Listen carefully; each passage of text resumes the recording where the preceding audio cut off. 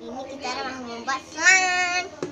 Bahannya adalah siap pedas, dan cuci muka. Bekas. Dah guys tadi. First kita usahkan gam ni. Gam pula. Simple dah. Okey dah. Sikit je tau, jangan banyak. Itu tak jadi. Cuci muka. Itu tak jadi. Muka ni masuk sikit je. Tak banyak sangat lah. Situ. Macam ni tau. Ada warna hijau, ada warna putih macam ni. Kita kacaukan dia. Lepas tu kita masukkan dia. Ni pakai apa ni? Ekor dia satu je tau. Ekor dia satu je. Sejam dia selama 1 jam. Kacang pula saya nak kacang susah.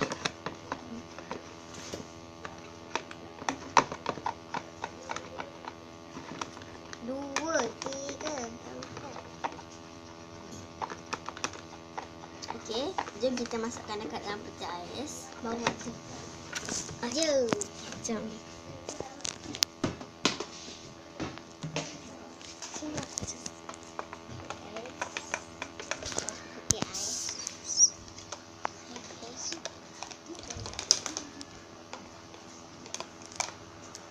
Tunggu sejam. Dia 1 jam. Kita kena tunggu sejam baru dah jadi. Kalau tak jadi juga, korang kena letak serbuk dan cuci baju. Guys. Okey. Letakkan dekat dalam peti ais.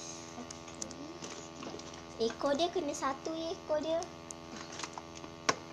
Sekejap. Satu sampai sini lah.